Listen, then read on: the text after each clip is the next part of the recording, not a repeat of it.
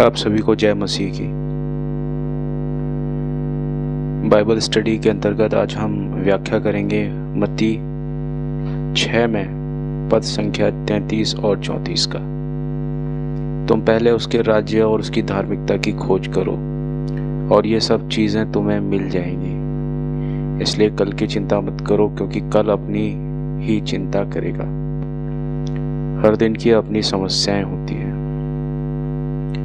किसी ने कहा कि लोग अपने जीवन को दो चोरों के बीच में क्रूस पर लटका कर जीते हैं, बीते कल के पछतावे और आने वाले कल की चिंताओं के बीच। चिंता का अर्थ है दो भागों में फटना, और चिंता वास्तव में यही करती है।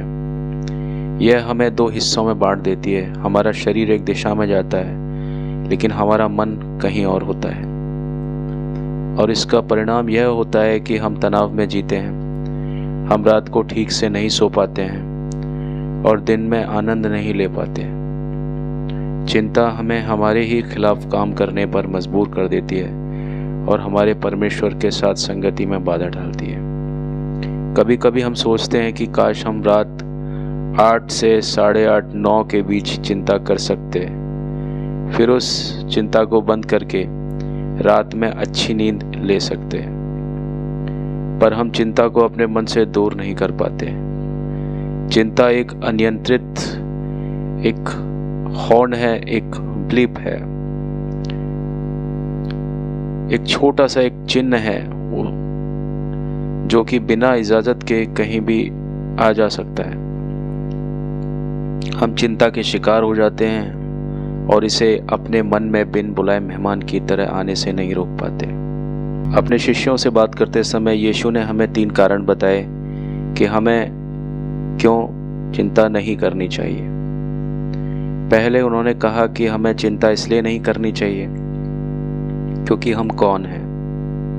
आकाश में पक्षियों को देखो, वे ना तो बोते हैं, ना काटते हैं और ना ही खलिहानों में जमा करते हैं, फिर भी तुम्हारा स्वर्गीय पिता उन्हें खिलाता है।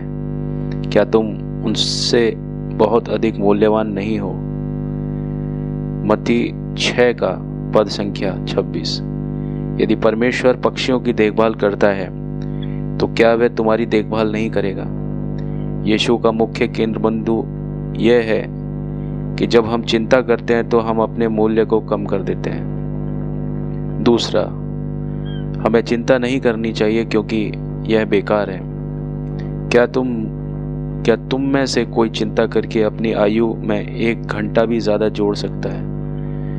पद संख्या 27। चिंता उसी तरह है जैसे ब्रेक और एक्सेलरेटर दोनों एक साथ दबाना।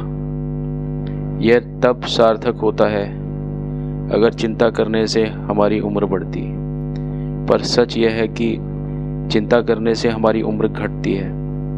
चिंता कुछ भी नहीं बदलती।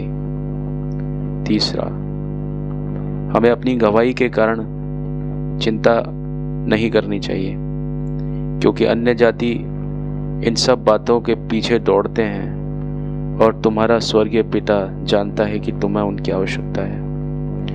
पद संख्या 32। जब हम चिंता करते हैं तो हम उन लोगों की तरह व्यवहार करते हैं जो परमेश्वर को नहीं जानते। मान लीजिए 2 लोगों को कैंसर होने की सूचना दी जाती है। एक मसीही है और दूसरा मसीही नहीं है। कितना दुखद होगा यदि मसीही उसी प्रकार का यह समाचार स्वीकार करे जैसा कि अन्य जाति का कोई व्यक्ति करता है, जो कि मसीह पर यकीन नहीं करता। लेकिन चिंता को दूर कैसे करें? इस कथा में 3 शब्द हमारी मदद करेंगे। पहला शब्द है पिता। हम अपने स्वर्गीय पिता पर विश्वास करना कठिन पाते हैं क्योंकि वह हमारे सांसारिक पिता की तरह समझ में आने वाले नहीं हैं। हमारे सांसारिक पिता कैंसर और दुर्घटनाओं से हमें बचा सकते हैं अगर यह उनके बस में हो, पर हमारा स्वर्गीय पिता ऐसा नहीं करता। क्या इसका मतलब यह है कि वह हमसे कम प्यार करता है? नहीं, हमारा स्वर्गीय पिता हमें एक सिद्ध प्रेम से प्रेम करता है, पर वह हमें एक बड़े शाश्वत भले के लिए हानि और पीड़ा का अनुभव करने की अनुमति देता है। कृपया विश्वास करें कि आपका स्वर्गीय पिता भरोसेमंद है। वह आपसे प्रेम करता है और आपके भले के लिए काम करेगा। दूसरा शब्द है विश्वास। तुम्हारा विश्वास इतना कम क्यों है? यीशु ने कहा, हमारा विश्वास विकसित होना चाहिए। हमें यह मानना चाहिए कि परमेश्वर न केवल शक्तिशाली है बल्कि अच्छा भी है। विश्वास परमेश्वर की प्रतिज्ञाओं की समझ के माध्यम से बनाया जाता है। और तीसरा शब्द है पहले। पहले उसके राज्य और उसकी धार्मिकता की खोज करो और ये सब चीज़ें तुम्हें मिल जाएंगी। पद संख्या 33। चिंता हमें उन चीज़ों की याद दिलाती है जिन्हें हमने परमेश्वर को अभी तक नहीं सौंपा है, या हम यह कह सकते हैं कि हमारी चिंताएं उन चीज़ों की ओर संकेत करती हैं जिन्हें हमने परमेश्वर के ऊपर रखा है। अपने आप को स्वर्गीय पिता को सौंपकर हम जीवन की घटनाओं के कारण दो भाग में नहीं बंट सकते। यह घटनाएं अब हमारे हाथों से उनके हाथों में ट्रांसफर या स्थानांतरित हो चुकी हैं और इससे हमें संतोष मिलता है। यदि हम और आप किसी संकट जैसे घातक बीमारी से जूझ रहे हैं तो हमें दो तथ्यों के बारे में कॉन्फिडेंट या आश्वस्त होना चाहिए। पहला, कि सभी मामले परमेश्वर के हाथों में हैं। दूसरा, परमेश्वर अच्छा और भरोसेमंद है। एक मसीही के रूप में हमें अपनी चिंताओं को अपने कंधों से हटाकर परमेश्वर के पास स्थानांतरित करना चाहिए। यह स्थानांतरण सचेत रूप से और प्रतिदिन किया जाना चाहिए। अपनी सारी चिंता उस पर डाल दो क्योंकि वह तुम्हारी परवाह करता है। 1 पत्रस का 5:7 पद। इसका मतलब यह नहीं है कि हमें फिर कभी कोई चिंता नहीं होगी। इसका मतलब यह नहीं है कि हम भावनात्मक दर्द से मुक्त होंगे, पर इसका मतलब यह है कि हम यह विश्वास रख सकते हैं कि परमेश्वर हमारे लिए आज और कल दोनों हैं। इसका मतलब यह है कि हम आशा के साथ जी सकते हैं। मान लीजिए आप एक जहाज में हैं और अपने को-पायलट से पायलटों की जांच करने के लिए कहा कि क्या वो सो तो नहीं रहे, जबकि जहाज जो है वो समुद्र को पार कर रहा है। तो जो को-पायलट्स हैं, जो परिचारक हैं या को-पायलट्स हैं, वो झुंझला सकते हैं। वो ये कह सकते हैं कि आप हमारे पायलट्स हैं, उनका अपमान कर रहे हैं। और हाँ, आप पायलटों का अपमान कर ही रहे होंगे।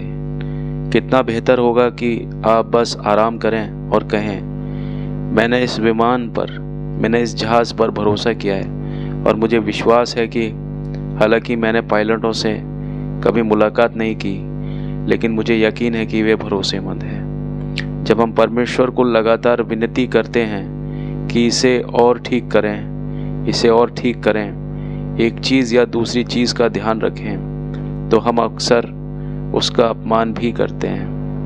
हमें अधिक शब्दों की आवश्यकता नहीं है जो उसकी ओर भेजे जाएं, बल्कि अपनी चिंताओं का एक वास्तविक जो ट्रांसफरेंस है उस तक हमें चिंता करने की ज़रूरत है।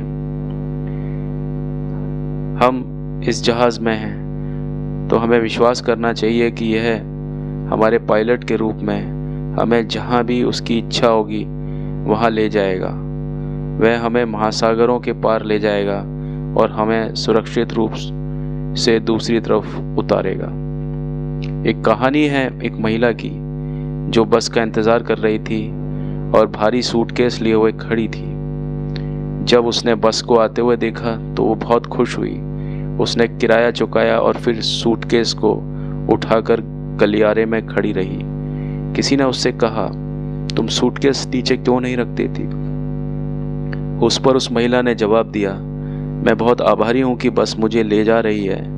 मैं ये उम्मीद नहीं कर सकती कि यह मेरा सूटकेस भी ले जाए। यदि आप एक मसीही हैं तो आप इस बस में हैं परमेश्वर हमें स्वर्गीय राज्य की ओर ले जा रहे हैं, इसका कोई कारण नहीं है कि आप उस वजन को ढोएं जो पहले से ही परमेश्वर के हाथों में है। आपको सूटकेस को नीचे रखना होगा, क्योंकि संसार की सरकारें एक दिन मसीह के कंधों पर होगी। इसलिए वह निश्चित रूप से उस समय भी सहन कर सकते हैं, वो समय भी सहन कर सकते हैं जब हमारी चिंताएं उनके अन्य कर्तव्यों में जोड़ दी जाए। और अगर चिंता फिर से लौट आए, हमें उन विचारों को बार बार अस्वीकार करना है और यह बार बार स्वीकार करना है कि हम परमेश्वर के हाथों में हैं। हम जानते हैं कि परमेश्वर की नज़र गौरैया पर है और निश्चित रूप से वह हम पर भी है। इन वचनों के जरिए परमेश्वर आपको बहुतायत से आशीष दें। आमीन।